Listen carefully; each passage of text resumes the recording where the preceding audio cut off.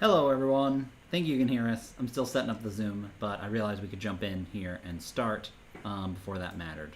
I'm going to turn my speakers down.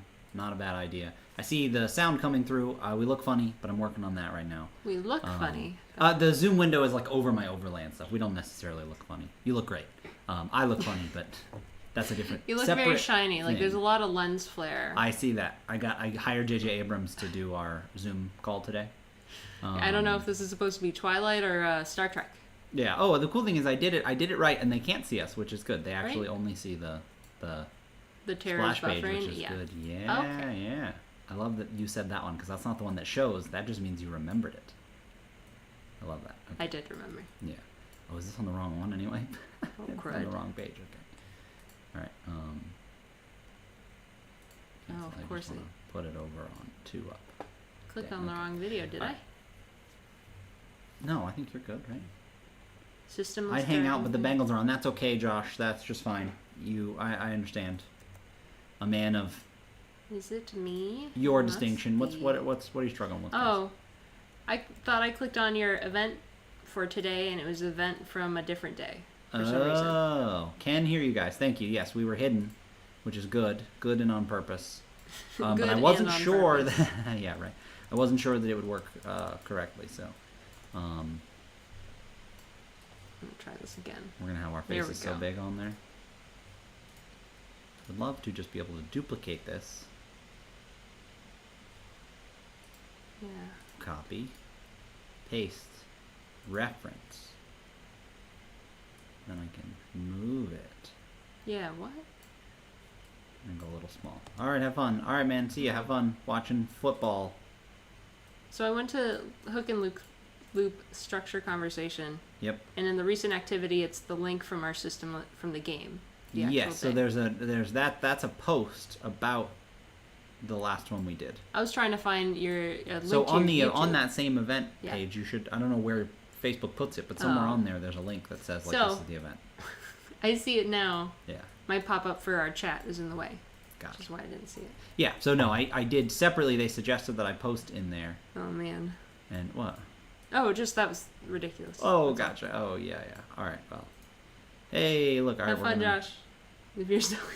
Yeah. No. So, let's see. I think people can't see us, and then we're going to transition. Hey. Very cool. Okay. I think I did it. And then I clicked that, and then I'm clicking all the buttons that I shouldn't be clicking. There we are. I finally see it. Yes, I was trying to do the no longer 2-up thing. You just click that button. Okay, cool. Closing all the wrong stuff. Okay, we can finally get started. Hello, everyone. As Cassie pointed out, I've got lens flares going all over the place. That's not such a bad thing. It looks like we're live now. People are here. It looks like we're in 2 very different places, and we're actually just sitting across from each other. I can just reach over and mess with Cassie's camera. Yeah. So, hello everybody. I forgot what we were going to talk about. No, there's a game that I started writing. It's called Hook and Loop, and we ran it. I got to run it for Keel and Tim and Cassie. Yeah. And I say run it, but really it was just like this vague thing where I had some story ideas and I wanted to see what it looked like, and we played a little bit. Yeah. But I immediately realized why I needed all of the advice that I had given myself and that I had not necessarily practiced, but that I had been compiling and putting together and stuff in order to be a better game maker and game player. Right. And so, but I'm beginning to be able to narrow that down and figure out more what that looks like. And so what Cassie and I were going to do is talk about where the game is at now. I was going to sort of bring you up to speed on it. Okay. And then we were going to talk about what an encounter, or how we talk about encounters and what we prepare for this kind of game. Because it will kind of differ from potentially what you're usually used to in other games, right? Right. So in Hook and Loop, players work together to tell a story collaboratively, one they all agree on. No single player tells where the narrative's going. They challenge their creativity as a form of play, adding details to the world. Being forced to come up with the good or bad reasons those details exist. It uses a pattern called knowledge as progression. in which all players are rewarded for engaging in group collaboration. All right. And by continuing to help build the narrative and strengthen play. Everyone is encouraged to add to the world, but the storyteller has final say. And then there's a lot to be said about the social contract, Right. Now, one person plays the storyteller, and the rest of the players play protagonists, right? So everybody's a player, but one person their character is the story, in a sense. Okay. Protagonists, the players, have two main duties during the game: to guide the story of their main character in a way that satisfies them, and to aid in the creation of the world, both by asking questions and answering other questions. So those are the main things players do. You also play a character, and you do things, and stories happen, and all kinds of other stuff. But those are your two main duties as a part of the game. The storyteller prepares objects, characters, and scenes, and circumstances for the players to play in. They don't prepare the outcomes, but they do use tools to make sure the game constantly moves forward. So this is now a part of the rules that we're describing prep, like you would in D&D. Right. If I want to run you through something, I need to either go buy an adventure to run you through, or come up with something, or it has to come from somewhere. With a focus on narrative, we can accept that certain things happen as a result of being the main characters in the story, for good or for ill. You might make the 1 in a million shot that most people wouldn't necessarily make, but you and also navigate through the impossible asteroid field. But somehow they always find you, and somehow your rival is behind it more than half the time. Because we're in a story, we are from the outset accepting that story-like things are going to happen to us, because we're accepting that it's a story. We're not pretending it's not. Barker's here. Yay for questions being a driving mechanic. Absolutely. It's always been about the questions. I didn't know that. It's taken me like a year to get there. But so much of what I have wanted to do is prompt players to tell me about the world they find themselves in. And I didn't know how to do that. It seems almost too simple to just ask them questions, But it really is, because that is what brings on a conversation. Exactly. Otherwise it's a DM telling you what to do or things that happen, and you can be very good at that. Absolutely, you can make it super interesting too. What's up, Hellmage, Matthew? Hook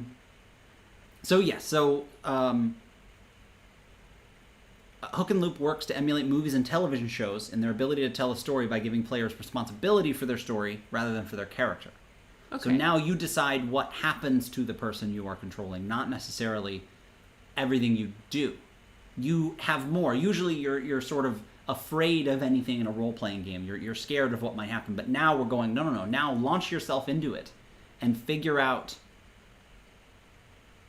what happens as a result of that. Because it could be good or it could be bad. Yeah. But do away with the idea that what you do gives you any control over that, Yeah. Barker says, yep, the best part of my trip was sitting on your porch fighting the winged demon.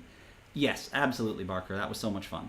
I was telling Cassie, I'm like, I just can't wait to sit and talk to more people. I've missed that, especially with some of my closest friends. So the protagonists spend to take their turns. The protagonists take their turns asking questions and describing their character's solution to problems that the storyteller presents them with. Okay. The narratives move forward as characters describe the next actions their characters take, working together to describe those situations. Storytellers provide the narrative in the form of places to go, people to meet, and quests to complete. As the result of the answers to questions posed by the storyteller, the protagonists will build and progress their character. Protagonists will sometimes be faced with explicit choices with varying random outcomes, and that will also change the direction of the narrative. Yeah. So then we get into... Well, yeah. Why don't we show an example of that? Well, yeah, that's basically the end of the rules explanation, so that's perfect. We can roll right into an example. So I had something that I was writing... that I didn't find first. It's open on my Surface. Let me find it real quick. And just some notes for a world. Right now I can just say world because it doesn't matter what game it's in. This game or any game, it's a world, right? With story. Right.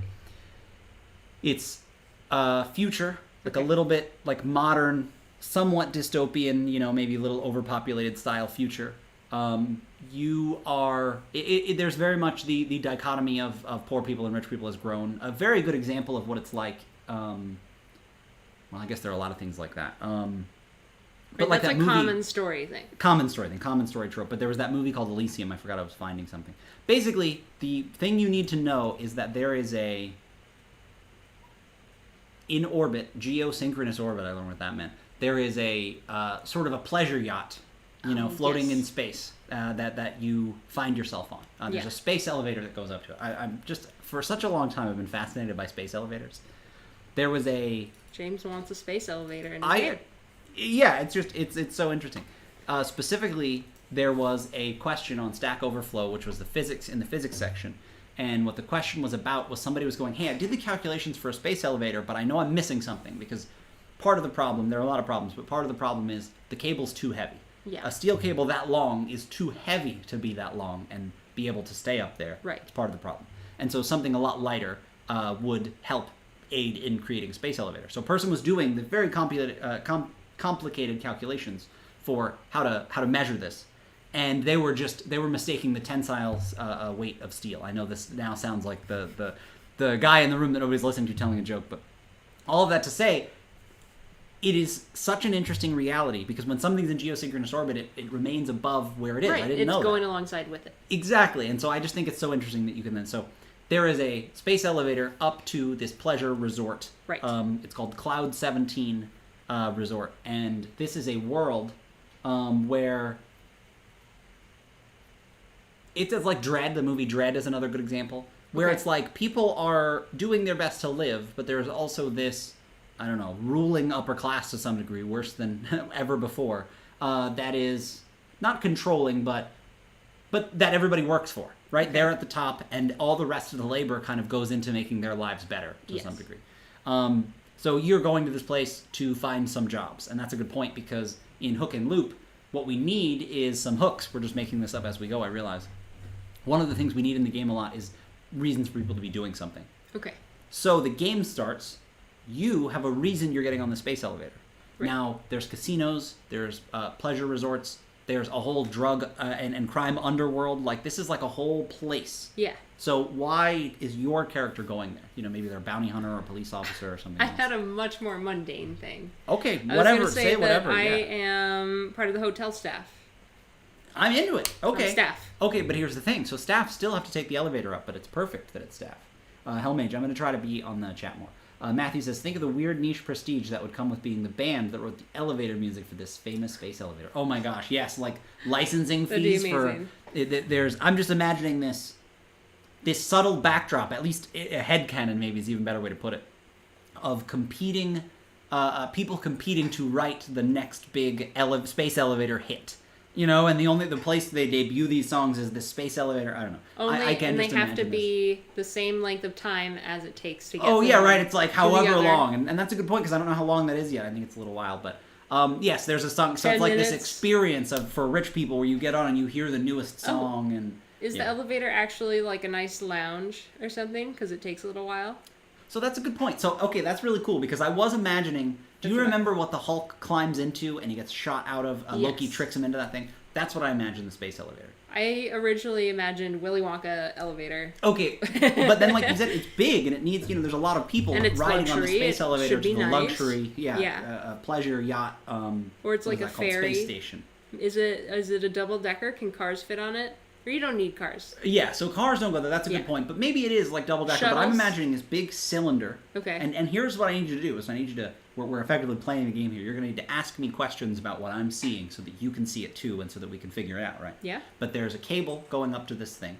There's a very large elevator. Imagine a donut. So in the middle is the cable, and then all around it the people are. But it is pretty big. Yeah. And like you said, maybe there's lounge elements. I'm not necessarily exactly the aesthetic, but I'm imagining, if you remember from, maybe you don't remember, from 2001: A Space Odyssey, there's a portion where they're on a space station waiting to go to the moon. Yeah. And it's very aesthetic. I don't know how else to put that. But I have The Incredibles in my mind. Okay, The Incredibles is another really good one. I think they're kind of on something like that, right? I feel like that's close. Yeah. So I was imagining that, but that's what's important. So now you've described, and I didn't think of it, now that we've made it a lounge, I was imagining just a bunch of people standing around it. That's what I thought too at first, but you mentioned the Elysium thing, and if it takes time, I was like, exactly. And if they're staffed, that's the other thing. Cole says, geez, I had the tab open and was working another one and suddenly realized my headset was shut off because of lack of sound. That's all right. We've been hanging out all day. That's okay. Yeah. So basically, I'm imagining a big cylinder, but now I am imagining more like a lounge. There's a bar in this, Yeah. I'm going to start writing notes. Space elevator, bar, large cylinder. you've mentioned that your staff, you're in a different part of this. You like Yeah. get on a different, there's like a lower level that's like maybe a foot too short, so everybody's like hunched over a little bit, you know, because Yeah. it's very like, it's like an airline where it's like there's only so much room and they're cutting it anywhere they can. So Yeah. like the crew quarters of the little space elevator thing are If I want cramped. to, yeah, if I want to get in, if I want to get on board, my portion is actually underground. Okay. Where wait. my entrance. Oh is yeah, directly yeah. Like you come underground. up from the, nobody sees you. Yeah, Yes. there's like this beautiful like landing deck where they're going and being welcomed with champagne, and Yeah. like it is this very interesting experience for the people going. Yes. But the people that are going to work there or being transferred there or maybe being taken there against their will, right? They're ferried in from underground because this is the only way up and down. Yeah. So there has to be like the smuggling compartment. I don't know. No, it's smuggling to some people. Oh, they, yes, they but would it's the call staff it like the compartment. warehouse or whatever. Yeah, but exactly. It is a staff area where you are, and you can The sit and it's garage. like dim and not great. Yeah, there's no windows. There's windows all around on the other parts, but yours is like totally opaque. Ours is boring. And it's actually on the outside of it as it goes up. People watch it. It's like this big event, and it goes all the way up, and you see it disappear. Yeah. Is the portion of yours that's covered like windows that are not windowed is like all ornate and everything, but then the rest is like I'm imagining like a skyscraper. Yeah. Where it's just like windows around it. Yeah. So that's your hook. The hook you have is that your staff. Yep. Your staff on the space elevator. So now here's the thing. We just made that beautiful lounge. We've helped to solidify what this elevator looks like a little bit more. Yes, yeah, absolutely.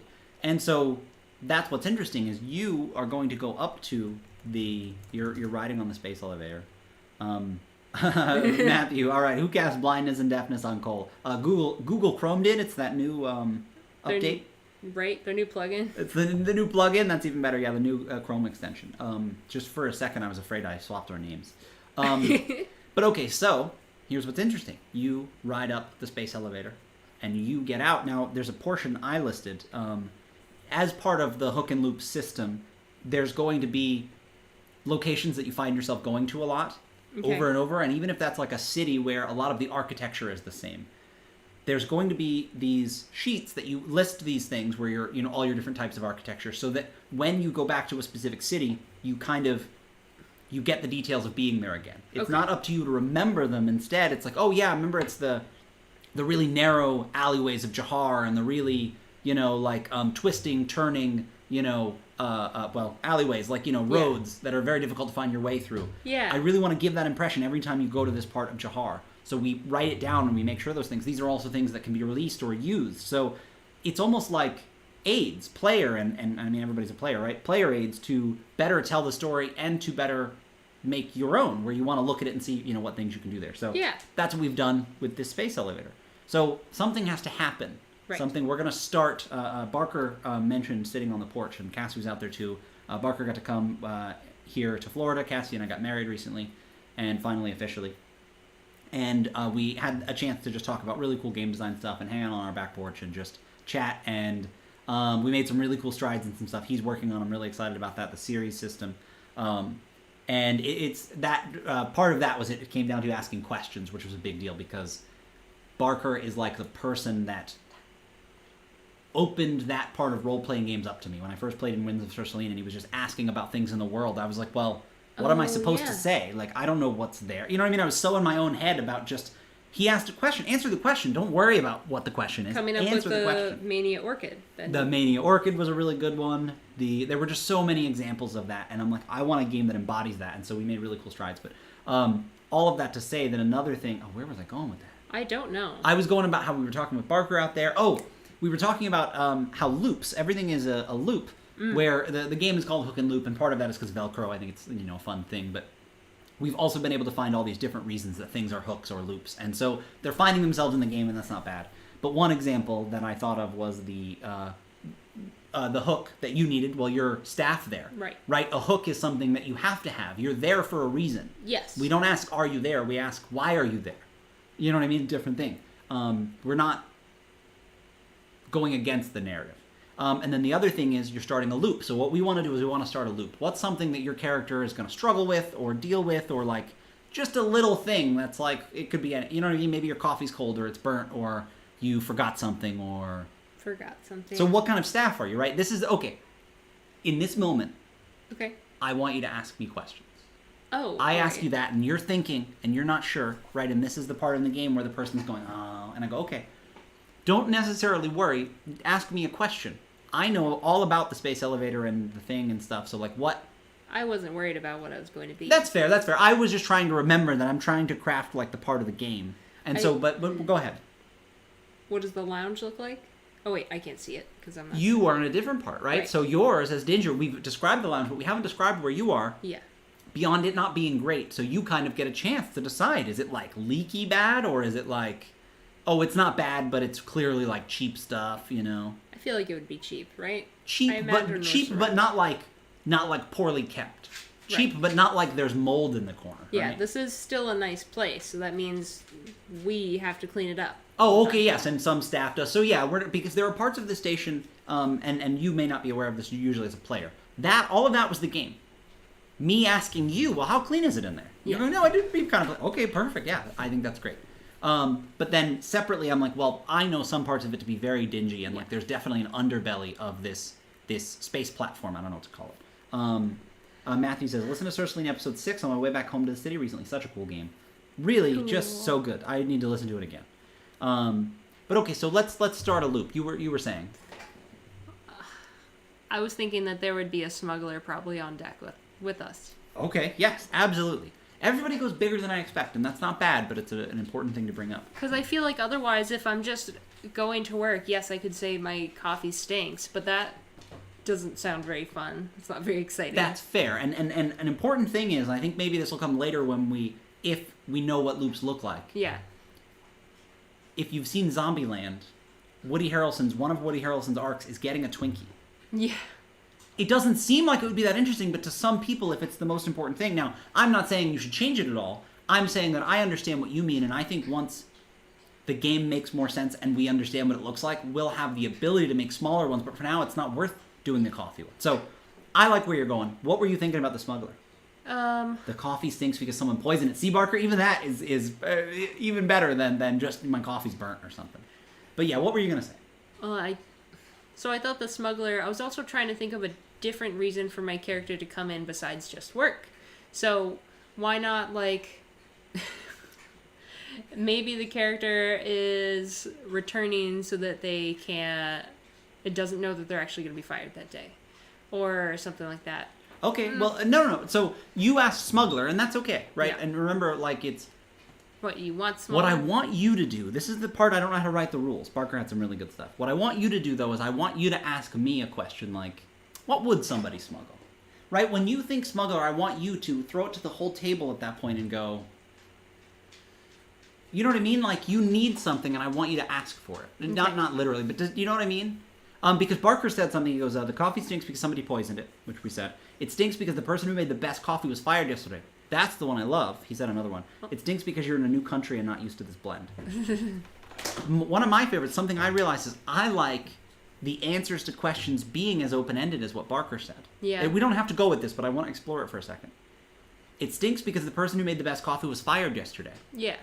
I like that because then I go, oh, so it's weird to you to see that person that you very specifically remember being fired yesterday on the space elevator with you today. Yeah. They shouldn't be here. So I think you need to tell me that, because how am I going to ask that question? You ask that question by saying what Barker said, and that's what I realized, right? I found is what I want from the players is to tell me something that's not specific. I want open-ended. Yeah. He said, it stinks because the person who made the best coffee was fired yesterday. Then I feel like you need to give me something, because otherwise, like, say that as the DM or relating to the coffee thing. Yeah. You notice the coffee smells today. And then maybe I can ask. No, and that's fair, and that's, I guess that's what I mean, is like, I'm... Right now, my character is just on their way to work, and yeah. Exactly, right? And what's funny is we ran into two different walls, because now what I feel like you're describing is you don't know what would happen, and that's why I was like, well, coffee, because what you know what I mean? Like, how bad is it? What you can tell us something about your coffee. But I agree with what you mean, is you need more. Yes. And that's where I'm not as sure where to find it, because the point is, I want it to be like... Wouldn't that be then taking, like we talked about encounters, taking that description and letting me know, what does this place look like? Tell me if there's any other characters there. And then it'll be up to me to say, to ask about them. Oh, I see. Further. Okay. And I think that's what's interesting is I feel like that's what we usually do. A little bit more. yes, I see. And basically, we didn't know what making a loop would look like. Yeah. Right? But it does require knowing who else is in the scene and what else is going on. Yeah. And you're right that there's we need to say that part first. Yes. And actually, because that's not written there, but I have that written somewhere else. But because you're right, instead we would say, okay, there's before the scene starts, just like we were talking, there's a lounge, and then we didn't go over more like what your area was like. Yeah. But there'd probably be, I guess, I don't think there would be a bathroom on it. You know what I mean? Like it might take 10 minutes, but I'm like, no, it's like a train. There's not a bathroom on it. Yeah. But okay, so maybe there is like a small, there would be amenities for the people upstairs, right? It would, think of it like that area of a plane where there's like all the storage. Yeah. Like you pointed out, there'd be like a little lounge area where you just sit as it goes up. Like I said, the ceiling's a little too low. It's pretty big, and there are more guests than employees. Oh, I know. Come on. And I'm just making all this up. There are more guests than employees, so the idea is it's pretty sparse as far as employees. Most people go there and stay there, but for some reason you had to come back planet side. You're going back up, you know. Yeah. So a few other people are there. And what we want is we just want anything, any kind of scene that can tell us something about your character. Okay. Is what we want to start. So this is the part where you do kind of have to make something up, and Yeah. we might have more of the character. But now knowing that, like you said, you're just on your way to work. What are you doing on your way to work? You know, what do you do? Are there, do you have a phone? Are you scrolling like we do now? Or are you reading a letter? Do you have a book? I could be. And we don't know anything about your character, but we're making a decision about them. So Yeah. this might be a time where we might roll a die. I suppose so. Well, because I'd say if you say, I don't know, I go, okay, well, you could either be reading a book, you could be doing a crossword puzzle, you could be listening to music, right? Does it feel okay to have a list of things that you might be doing and not knowing yourself what they are, roll and have it decide for you? Or does that... It seemed like you didn't love that. Well, Yeah, what's up? Let me know what you think, yeah. I wish I got to play Saldina instead, because this is some nondescript character that is just going to work, that I don't know anything about, that I haven't given any thought to. And that's one of the most interesting hurdles is... But don't you have thoughts now? Nothing really interesting, like... And that's what I want to saying hear. That's scrolling not a the bad phone, thing. But... This sounds like a boring encounter. And Just that's going what's up funny this is because we space haven't gotten elevator. to anything interesting yet. And maybe that's it, is I feel like... Nobody trips and stumbles and spills the stinky coffee on me. Well, because we were still setting the scene. Okay. You know what I mean? Like, that's what I'm looking for is, okay, somebody spills their coffee on you. That's a perfect example of something that happens to you on the way to work. That's what I was looking for, right? I didn't know how to tell you that. It's like, yeah, okay, what happened, and maybe that's a better way to put it. What happens on this day that's different than any other day, But we can play your Dragon Queen character instead if you want to do that. Right? That was Saldina.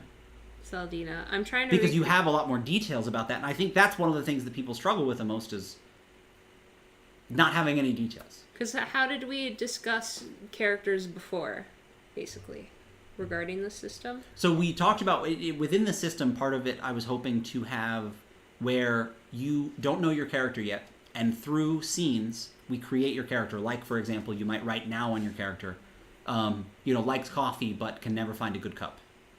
You know what I mean? And that's just like a thing that's going to come up for your character. Is you're like you're always looking for a good cup of coffee. It's not the only thing. You also have a picture of your sister who you're hoping to find and bring back home. Yeah. You know what I mean? Like, we don't know these things yet, but that's your character is a nondescript blob, just like in a book, until you read it and you go, oh my gosh, they're doing whatever. So this doesn't include, okay, that makes sense. This doesn't include the scale of, empathy versus cynicism or anything like that. No. Okay. Only Because what we've talked about today. Okay, because that helps to define a character as well, just going in. Yes, and there is some chat, but here's the important thing. We right now we're trying to find this very low level, how can we easily have a conversation that doesn't do exactly what's happening, right? What the roadblocks we're hitting are the ones we're trying to avoid. So us hitting them is not bad. But that's what I'm trying to find is how do I make it so that this doesn't happen? Yeah. You know what I mean? And it usually boils down to people not knowing any of the details, but I guess what I need to better explain is that, yes, we're making them up. Okay. But that's what's interesting is I don't know Because then people go, well, but I don't have anything. And I go, well, here's some. And they go, well, but then I didn't make it up. Or, that's maybe unfair. I wanted to see what Barker said. He said something about, he said the series system from that porch hangout was turn equals question answer, phase equals, oh yeah. I think you just need an answer segment. And we decided the GM needed to handle most of the descriptions, I think. And that's what I'm getting stuck on, is that James isn't describing anything to me. So I'm like, what do you want me And I want you to pretend you're the GM and describe it to me. Yeah. Tell me, what are you seeing? I want my character in the lounge. I don't want her to be in the thing, because that That's just even better. sounds boring. I would rather you say that. Okay, so you're instead in the lounge. Now, you say it sounds boring, but we described poisoned coffee. We described potentially, finding out that somebody was smuggling something. A disgruntled employee is smuggling an explosive on board. Yeah. We can make any part interesting, but if you find the lounge more interesting, let's go to the lounge, Or like I said, we can go back to the Dragon Grin if you want, because we have more details about that, and we can... We'll have to go back to that. Yeah, we can more easily, because that's the part that I'm struggling with, is finding the... This isn't working. Brainstorming, because we don't have enough laid out for it. We still have to do work of a GM before. What's different? I thought going on the fly was going to be easier. And that's what's funny. What's different than when we usually brainstorm? You know what I mean? Like, there's something else that's making us not think about this the way we usually do, and I think it's because we're worrying about it being a game. But when we brainstorm about everything else, what are we doing that's different than this? Usually you ask me questions. You don't say, hey, Okay. Cassie, you ask me something. And I'm like, No, and that's fair. My question is, okay, so we'll continue then. Okay. What are you doing in the lounge on the space elevator? So I solved your constraint, but the issue now is, well, you don't have enough to answer that question. So now that we've done that, so now what? What can I do more? I'm in my uniform and I feel very awkward. I'm getting sidelong glances from the, upper crust society members that are on this ship right now. Okay, so you don't feel like you fit in here. Tell me more about that. I don't fit in because I'm staff and I should be on the lower decks, but the lower decks right now are full of confiscated bananas. That was my Mad Lib. It's a shipment. It's just a shipment. That was fair. What's funny is there's probably a rule where if you find yourself laughing as you say it, the GM's going to veto the shit out of it. Okay. Because now I'm just imagining what it would take for them to fill an area on a space elevator with enough bananas. I know, right? To make it cartoonish. I figured, the employee compartment was small.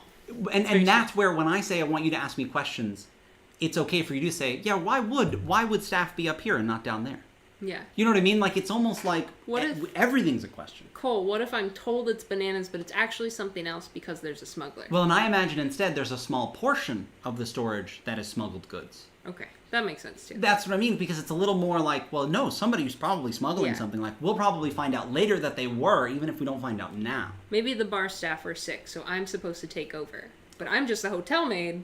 Perfect. What do I do? But see how, like, the game was, you said the first thing, but in role-playing games, sometimes you go, oh, we can retcon it. And I go, no, we are retconning it until, that's not a right way. We are not finding it until we find it. And I go, okay, no, I like that. And then other people can throw stuff in where I'm like, it's almost like we step out of the game for a second to go, all right, well, we need to make this real quick. Got it. You're what did you say? You're standing in for the bartender. There is a bartender up there, and usually, but if they needed more stuff, they'd have to go downstairs and get it. But yeah, there's staff up there, serving all the people. Is the smuggler another player, or is that something you'd play? So that's a good point. Let's introduce the smuggler. Let's introduce you being suspicious about somebody smuggling. Because there's no smuggler yet, right, until we say it. So you're serving people. Yes. And maybe it's a little bit further into the ride now, right? And so people are drunk, they're loosening up. Like I said, I'm imagining 10 minutes, but it could be an hour. I don't know how long a space elevator takes. It's like a luxury part. Let's say half hour. Let's say half hour, yeah. Enough to, like, settle in and have drinks. Like, not enough to be like, I'm just going to stand here. Like, you sit down, and settle in. Matthew says, I'm back. Being away from a cat for a year has made me terribly sneezy around them. Wow, you forgot how to not be allergic to cats. Barker says, navigating their way through new game rules. Oh, somebody asked probably what's going on. Tim. I saw Santa in a huge lifted truck. It was so very Florida. That sounds like Florida. That's a lot of banana bread. Oh my gosh. Yeah, what's up, everybody? These bananas are the primo bananas of the land. Just perfectly slightly green, so they have that delicious slight crunch to them, and they're just big and tasty. That's like the way I enjoy bananas. Yeah. I think Cassie likes them a little further, but I like them when they're like really that spectrum where if you get a couple, I don't want a crispy banana. It's just a little bit. It's oh man, and crispy for a banana is still like so not that crispy, but I know. yeah, right? it's just a little bit, but it's got that little bit of. But then the next day, it's like perfectly yellow, a little less green, and there's one more day before it's grainy where it's like peak, peak, peak, peak. But sometimes you just want that green, tasteless banana. So you're up there. You replaced the bartender. Yes. And I even want you to be able to say, okay, you know, I say we need to start a loop. I said for you, but let's just start a loop in general. You go, all right, well, smuggling is going on. Smuggling is a big thing here, so you overhear somebody talking about something. Okay. Not necessarily smuggling related.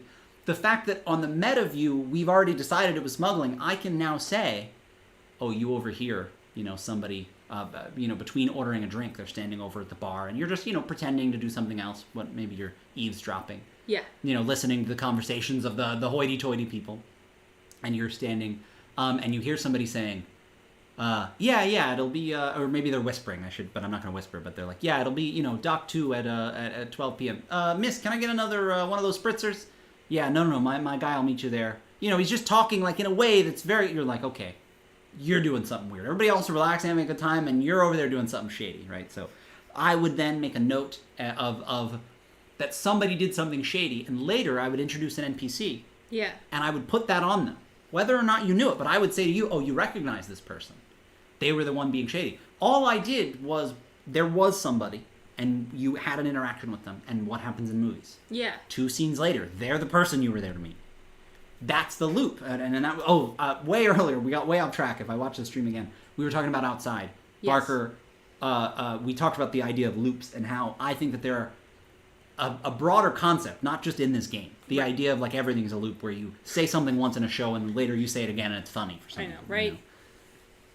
So that's a story thing. There's a whole series of books called The Wheel of Time. It's all a loop. Oh, right, exactly. It's all a loop. Looper, no.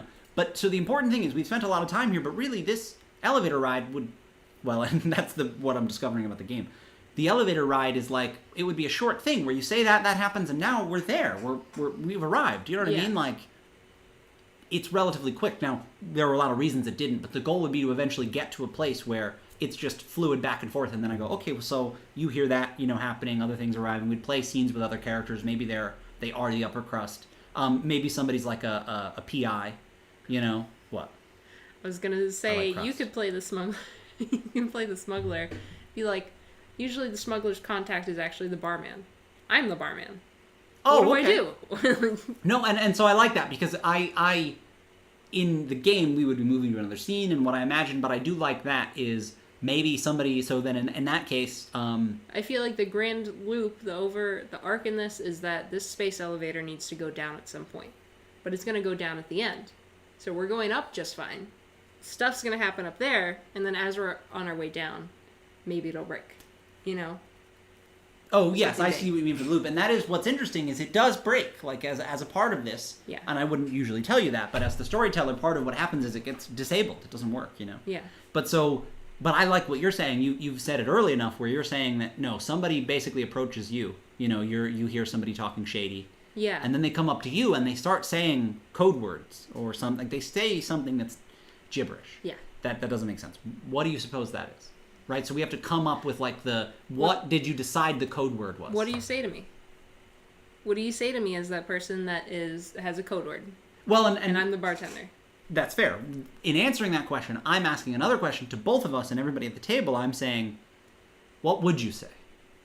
We've come up with a system. We're career criminals. At least I am. You aren't, right? You're replacing for somebody, but we're career criminals. We have a code. It's that part of the movie where they're going, all right, I'll do the caw, and they're like, don't do caw, just whistle, you know? We had that conversation. Where did it end? Now, to say that is to say, okay, well, we're smuggling goods on a space elevator. Things are a little modern.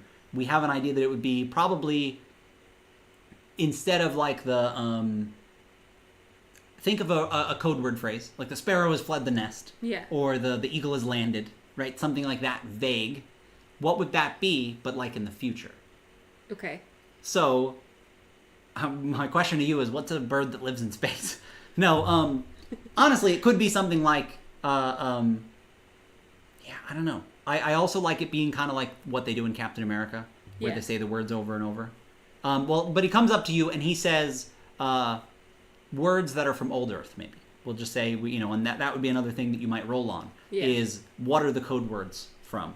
And so we'll say words that are from Old Earth. So he comes up to you and he says, mariner, ferry boat, and then he says, he pauses for a minute, and I imagine a confused look, comes up on your face. Are you trying to play it cool, or are you like, you have no idea what this person's saying, right? He comes up and he says, think mariner, ferry boat, dust storm, Franklin. I think he's talking to somebody else at first, so I kind of have to look up. He's not even looking at you. Yeah, he says it, and he's like kind of taking a drink. He's like sort of like conspicuously not looking at you. Yeah. And so then, there's some confusion, whatever, and then he kind of looks at you and looks back, looks at you again, and he says the code words again. I might repeat it back to him, uncertainly. And so he turns and he says, no. Who the hell are you? You're supposed to... And he looks around and he's like... I don't know. Jerry was sick. Jerry got sick. Crispy banana is deep fried. Yeah, no, deep fried bananas I really like. Really? Haven't had one. Haven't tried that yet. Yeah. Usually though, but usually you put like chocolate and whipped cream on them. They're like, it's like a banana split where you're like, well, you're eating a banana, but you're also eating like a bunch of ice cream. Yeah, they were just talking about deep fried bananas. So good, I will concede with some desiccated coconut. Oh boy, desiccated. There are some words that shouldn't be described to foods we eat or ascribed to. Desiccated is one. What's wrong with desiccated? Well, such a good word. It is a great word. It doesn't. It's not an appetizing word. It's how some people feel. I shouldn't like. And in fact, this is a word that we use to describe food. And I'm like, most people don't want me to say a moist chicken breast. Fair. Great question, Cassie. Oh, I thought, what did he say to me was the question. I think I see what you mean there. So I think the next thing is he would like bring you, he would say, we got to go below deck, and now you're being as conspicuous as possible. Okay. And he brings you down there. But what happens now, right? What is, in the movie, what does the smuggler say to the person that doesn't know what they're doing, right? You're filling in for somebody. And maybe that person was fired, taking that from there. There are a lot of different things they can say. Yeah. But one of the things is he treats you like you're supposed to know what's going on. He simply refuses to accept you stopping him, or you don't stop him enough to correct him to say that you're not, right? Okay. Or you can correct him and be fine, and it's kind of not a loop at that point. Does that make sense? Yeah. You know what I mean? Or we can make it so that you don't do anything but the loop comes back. But it's like we kind it would of... still happen, even if I said no. But to some degree, I like the idea that you get thrust into this without really expecting it. And you're not really given a chance to say no, right? We're avoiding sort of the awkward part of D&D where you're like, well, I don't know what's going on. And we move right into, no, you just pick up and you go, yeah, no, I've got it. Yeah, the package is, it's around here somewhere. You know what I mean? Like, what would your character do?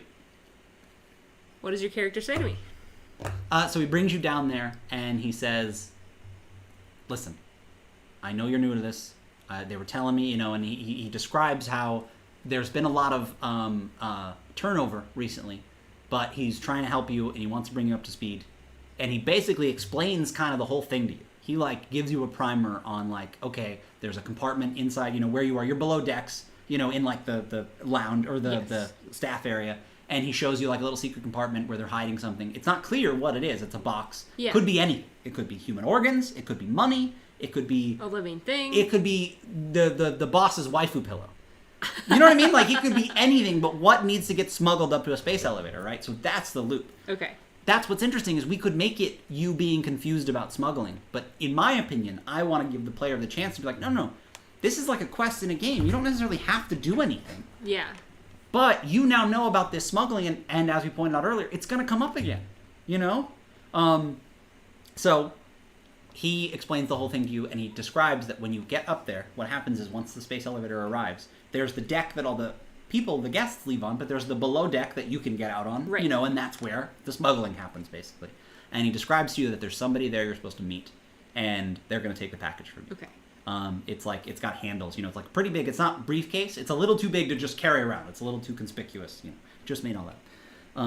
But I just like it. Tim says, James, I completely agree about desiccated. If you can describe my food the same way you can describe a corpse in an RPG, it's definitely a little suspect for me. Matthew, to be fair, I've seen a few massacred roasts in my time, yeah. Massacred roasts.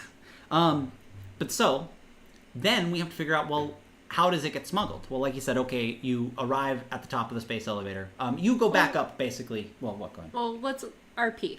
I feel... Okay, yeah, because that's the part we skipped, right? I skipped Yes. over the part where you asked what I said, and I tell That's you. the fun part. So, right, exactly. And that's kind of what we're looking for. So, you asked me what I said, and my inclination is to explain to you what I said, and then to roleplay it. So I think we've still done it in the right way, right? But I tell you, we've decided what's going to happen. How is your character going to react before we even roleplay it? Do you want to say that part, or would you prefer to keep that part secret? Or would you, I think you'd be better off knowing. Be better off knowing. Yeah, like when I tell you all this, is your character going to accept it? Are they going to be nervous about it? Are they going to be obvious about the fact that they don't know what's going on? Are they going to just dive into this new life and try to make some money off of it? Confused about it, but I imagine the smuggler, because this is important goods, would probably either threaten or bribe them. Well, that's the thing. Right? You've already been paid. I have? According to this guy, yes, he thinks you're somebody else. He's not accepting. You know what I mean? So you... No, I want to show him my ID then. I'm like, I'm not this person. I'm not... What? No, I don't want to help you. Okay. So, and I see what you mean. You say no, and that's okay to say no. But you understand that, like you said, he's now going to beat or bribe you into doing it, right? But he goes, okay. He goes, sorry. And then he realizes the mistake he's made by explaining as much as he did to somebody that had no business, doing it. So he says to you, he goes, after explaining everything, what do you say to him when he goes, okay, so do you got all that? And this is the part where you say, no, I don't got it. What do you say in defiance of him? What? Oh, I was imagining earlier. Okay, or earlier. What? Yeah. Where Like, I'm still at the bar, and he's trying to, like, get me to go down below deck. I'm not going to take some person down below deck that's obviously not a crew member.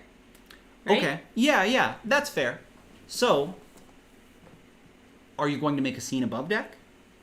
So he comes up to you, and he says the code words. He wouldn't want a scene, so I imagine he would pull out a gun or some kind of thing to be like, comply.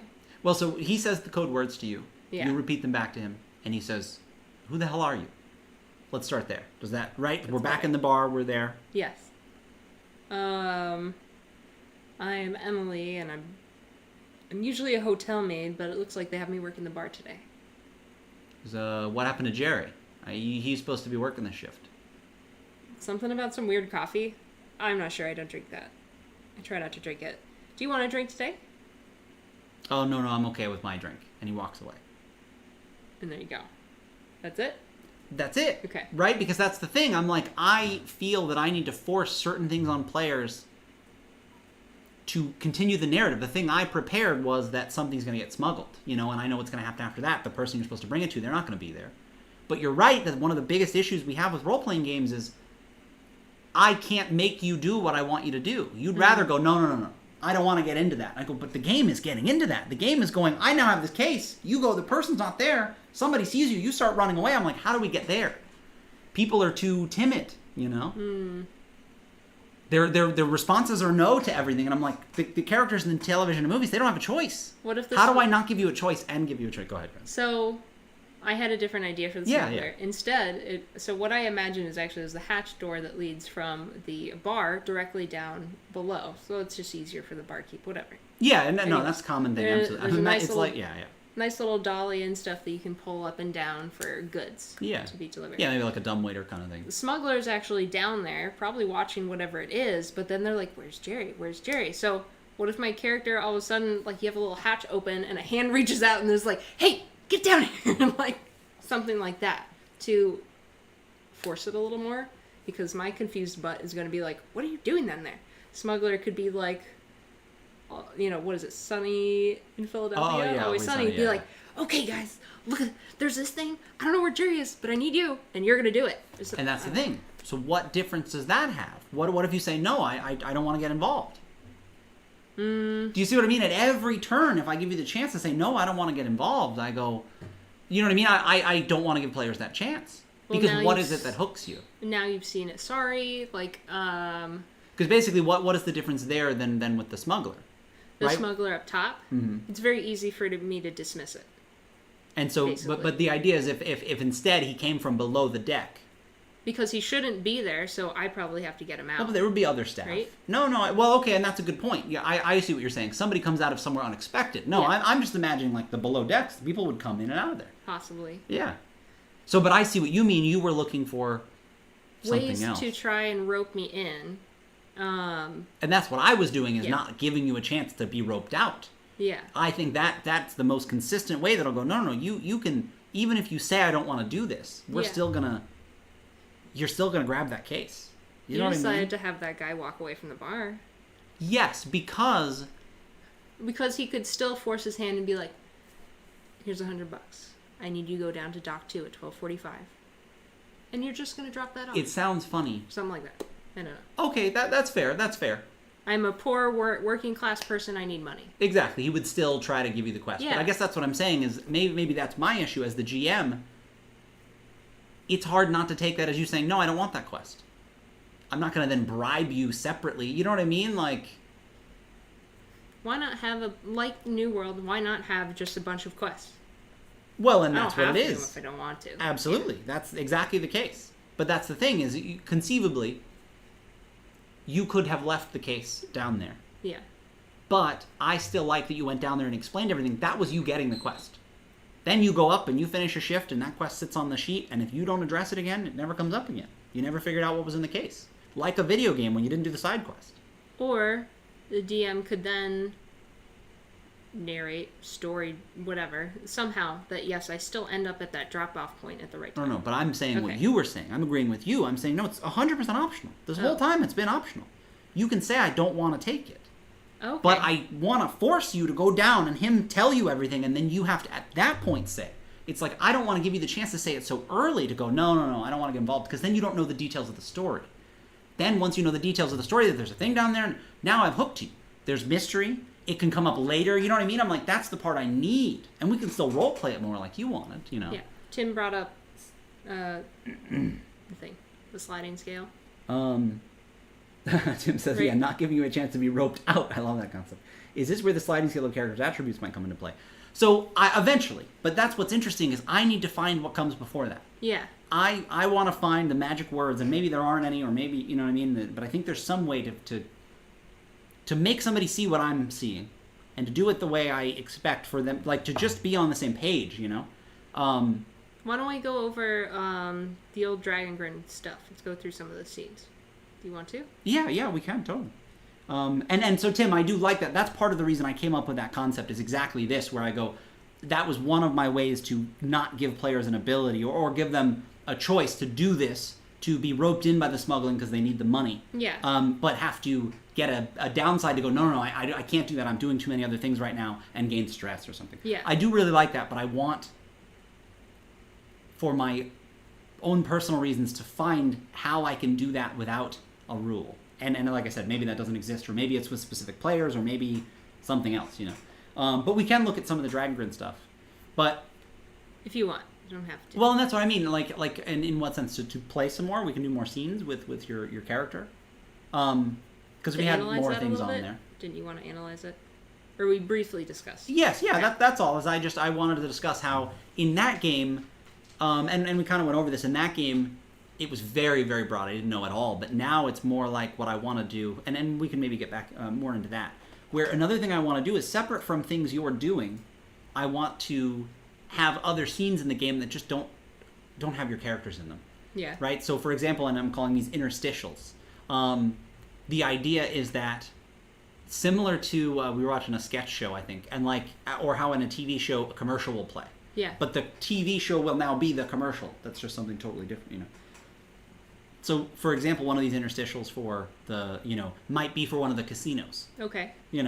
And so we would have this thing that is set up, like a roll table or something that's prepared beforehand, where we're not playing our characters, but we are now describing what this commercial looks like. Does that make sense? We're Okay. describing a commercial for a casino. All right. And we talk about, what would be all the things they have on there. We're just brainstorming this. Flashing lights, colors, Right, exactly. And entertaining music. we have some of these separate things. We go, okay, so I wrote some stuff for... Tim's been writing some stuff. Things you can't say no to because of specific attributes. That's true. The scale stuff. Well, and that's what's interesting. I've already said that. Yeah. In the rules is like, hey, we're agreeing that there's narrative and you need to, and even still giving people that, telling them that, however I've written that rule, because we haven't. They still act different. They don't apply it. We haven't used it / applied it today. Well, in my opinion, in that sense, you did walk. You said no. I want to tell him no, and you didn't realize you were telling him no. Maybe that's part of the issue. But most players, I want them to play it the way I play a video game, where I click those things. I need to know what the next one is. I am not that person. And that's what's interesting. I want the game to be such that you're going, no, you're doing it. The more things you do, the more times you say yes rather than no, the more story you get. Yeah. The more times you say no, again, not that things can't happen to you, but like, I can't make you go smuggle something. I can't make you now a criminal. And that knows. I could have said, hey, you were already doing this. Yeah. The players don't like that a ton either. Saying, hey, okay, this guy, you are Jerry, right? You're smuggling it. How does that feel? You don't know anything about your character, but now you're a smuggler, and you have to take this case. You can decide whether you do it or not. Same. Since I am a smuggler, I would go through with that, because I imagine I've been hired to do that job. But that's what I'm saying. I'm just saying that. Everything else being the same. You're a smuggler. How does that go now? He comes up to you, he says the code words. You know what the password is. What's the password? It's some other words, probably. Right? I mean, it's so hard to think of like a bunch of random 3-4 syllable words. Mountaineer cave, leave. Perfect. Yeah. Yeah. And I go, okay, yeah, be at the drop point, like you said, at 12:30 on the docks. Will do, sir. Can I top you off with anything? On the And house? he goes, no, I'm okay. Yeah, and he walks by. And so that's what's interesting, right? Yeah. You're going to get the quest no matter what. Maybe I have to say, hey, this guy's giving you a quest. And we go below deck and everything. Because you're allowed to say no to the person. Yeah. But you're not allowed to... In TV shows and movies, they don't listen to them. Yeah. It's not a conversation. I'm just saying my part. But yeah, so Tim says, things that you can't say no to. What if the rule is more general and abstract, like follow the fiction in Iron Swarm? It could be roughly always push the conflict, or what could cause the most conflict. That might be say yes more than no. And that's the thing. All of those things are like helpful to get players in the right mind space. Yeah. But there's something that happens when I tell people to embody a character where they're like, they forget what it is to be human. Because what you don't, okay, maybe what you're missing there. Yeah. Maybe what's easier is I go, okay, you know that whether or not, even though you're not Jerry, you know that smuggling happens on this space platform, and you know that it pays well. And you know that your job does not pay well, and in the future, money's important. Yeah. Now, the guy says the code words to you. Are you more inclined to pretend you know what you're doing, even though you're not? Yes, because now we have that backstory on that character that says... But is that what we needed? Did I need to tell you that your character was the type of person that would do it? You just didn't know that yet, or you didn't want it to be true? You know what I mean? Like, not that you have to know that, but like that's sort of the thing. Where Probably didn't know it. Now that we gave the character knowledge that this takes place, and we know that my character does need money, and is likely to take that opportunity at this. Yeah. If I have no inkling of who this guy is, then I'm just going to turn him away at the bar because I don't know. I don't know what's going on. And I see. I think that... That's why it was like, no, of course I'm not gonna... And yeah. I think that's most people's reaction. So, okay. So, you're a contract killer. Okay. Same situation. Guy comes up and he hands you a folder. This So is I'm the not person at you're the supposed bar to kill. anymore. You are at the bar. Okay. Everything else is the same. All right. You're, instead of a smuggler, you're a contract killer. All right. He walks up and he hands you a folder of the person you're supposed to kill. All right. You know this person. Okay. Are you going through with it? Not So necessarily now- are you killing them, So right? now I need to... Are you taking the quest? Now I need to consider my character. Is he cold-hearted enough to just kill a person he knows? And does this he is- need money? Does he have any kind of ethics to him? But in the video game, Morality. whether or not those things are true, you still hit accept because you can always abandon it later. I guess so. Yeah. Because yes, I think I think that's the thing is I think there needs to be. Isn't that cheap in the quest? In what In a sense? way? Like, I can just accept any quest, but are there going to be any repercussions to me not doing it? Is it just going to It sit on depends my on board? what it is. Some of them are like I might show you because for example, in Mass Effect does this. where when you're just walking around on the station, Yeah. you'll get a little quest pop up. I think Mass Effect 2 especially did it. And you just go in there, and there's just like a lady was talking about how she left her thing in the burning building. Yeah. Right? And you can go check out the burning building if you want and save it. Yeah. And then you can come back and give it to the lady, you know. And so you ask, well, does it cheapen it to know that... I forgot what you asked. Like, there's no tension or urgency that says, yeah, I need to get this quest done. Not until it starts. Yeah. Yeah, like... Because that's how video games work. Does the building start burning once you take the quest? Well, and that's what's funny is that wasn't That's a the silly best one. example. I know, No, right? that wasn't the best example because you're right. I'm like, but in most video games, yes. When you arrive at the building, it is burning. Even if it's 10 years later, game time. That building has been burning for those 10 years, and we just don't question it because otherwise, the alternative is you never get to do the quest. So that's a bad example because in role-playing games, the burning building is not as good. Because you're like, it really breaks the immersion. I have to say. You know, we can come up with a better example than that. I was going to say, because then events and when they take place don't matter as much. Yeah. If And there's that's that true, kind of right? thing. But that's true. That Yeah. is how... Yeah. But let's talk about I'm going to close our front window. Yeah, that's fine. And we'll talk a little bit more about a quest and we'll finish. It's almost been an hour. Oh, wow. Yeah, I didn't realize. But it's been very helpful, I think. Because the more I talk to other people about how this works. So Tim says, so consider this. In a video game, you also often have less say in who you're playing. RPGs notwithstanding, the character might have a few sliders to change, but you are the game's character. Exactly, and I guess I want people to think of their character in this role-playing game as more of the game's character. Yeah. And that will come from some of the generation options coming from specific lists from this game where it's like, well, you have to be one of these things. Got it. You know, and that will eventually come, and I think, yeah, we're working on that.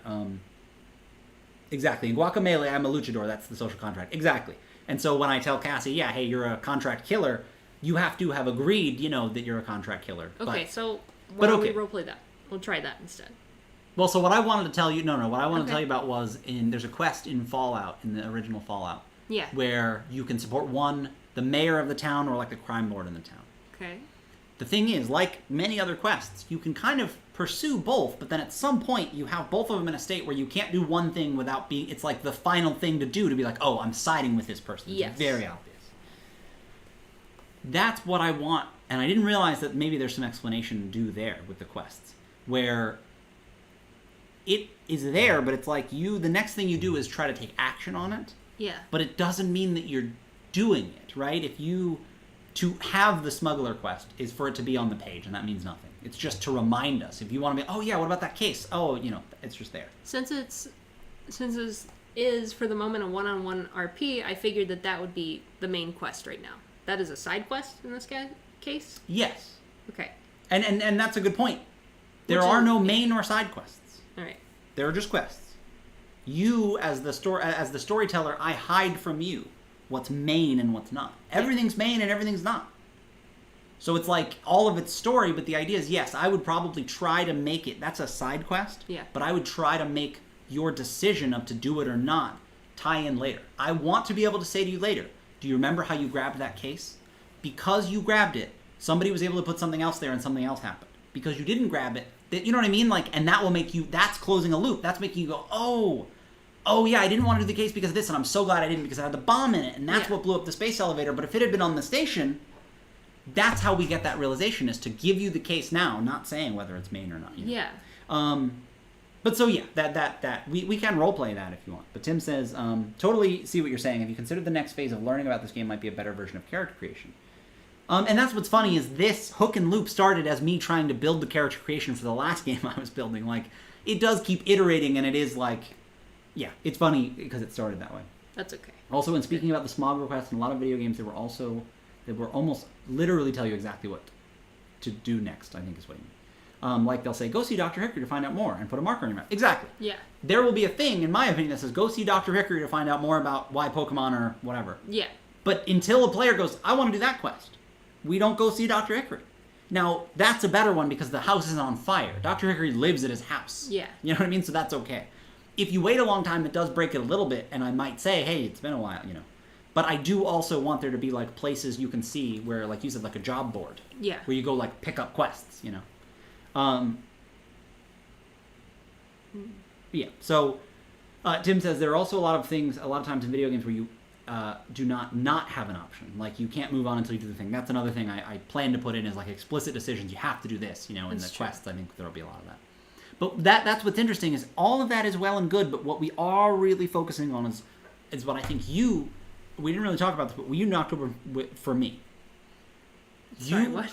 You want to play your character realistically, and I'm trying to get you to play your character in a way... Well, I want to do it narratively, but I don't think we're quite hitting that on the nail this session. No. That's part of what the issue is. Yeah. What's interesting is you did the right thing where you said... That's why I'm like, tell me. Exactly. Yeah. I wouldn't follow him down there.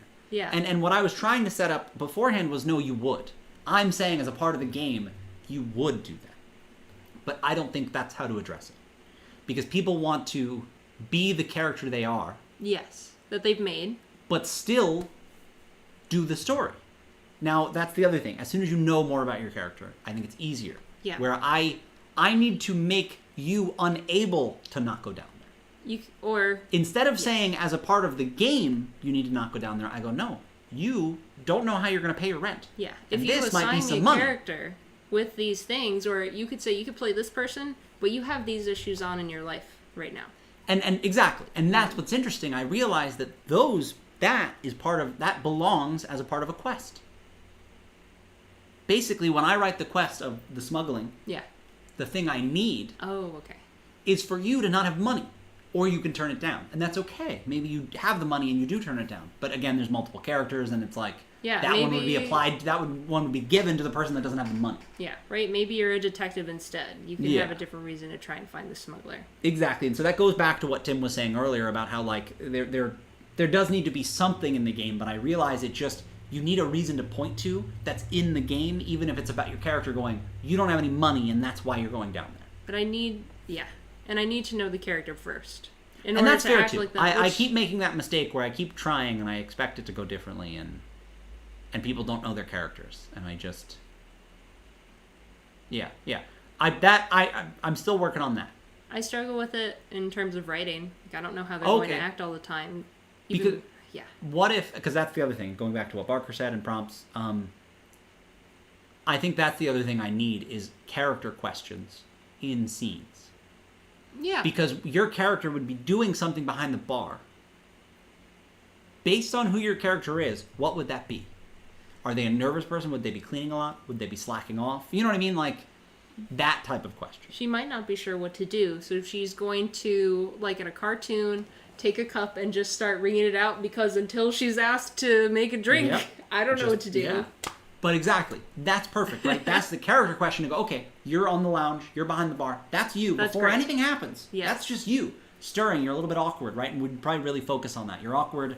The latest song is playing. You know, the new one that debuted on this trip. Like the latest Ed Sheeran. The latest Ed Sheeran, yeah, right? He's one of the ones. And he's an old man now, but he's still bringing out the hits. Yeah.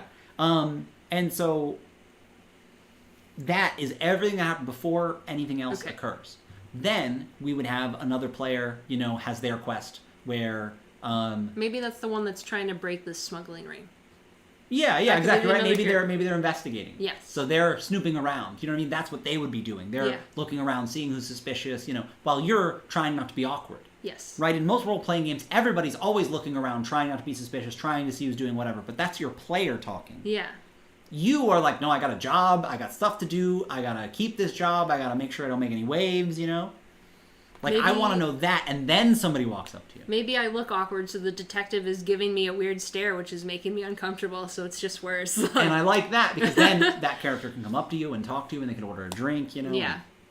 And really then the part of the narrative, I feel like leaning on that to be part of what draws it together. Yes. Draws, and as well as... using the concept of hooks more as saying, why are you? You know what I mean? You're a bartender, so, you're filling in for somebody. That's why you're here, Not why are you, or not are you here, but instead, why are you? And the NPCs are potential hooks? In general, no. Hooks are just a thing. Hooks are what we've described so far is you're replacing Jerry. You're on the space elevator because of that. Like, you can't say no to that. I didn't Yeah. actually realize those things that we just described were tied. So yeah, we'll end. A few people said a few more things, but then we'll end. Yeah. Matthew says, I think video games are preparation rich. They have so much time to prepare visuals and mechanics and content, but they are improvisation poor, whereas TTRPGs are improvisation rich, preparation poor. So moving sensibilities or mechanics from one to the other might be tricky. I do agree with that. What's interesting is I want to take from video games the stuff I feel like they've done well, a list of actionable things to do to pursue a quest. Right. What I agree with what you said about how they're preparation rich. What I want to do with this is have a series of things you can prepare that are very clear so that you know what you're preparing will be used.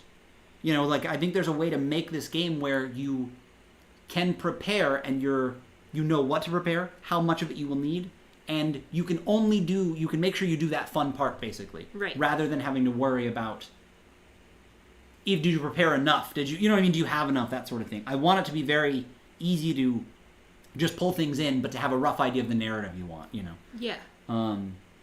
And Tim says, yeah, the more she knows about the character, the more you'll know what choices. Have you considered using an established character in fiction, like your Spike Spiegel or Harry Potter?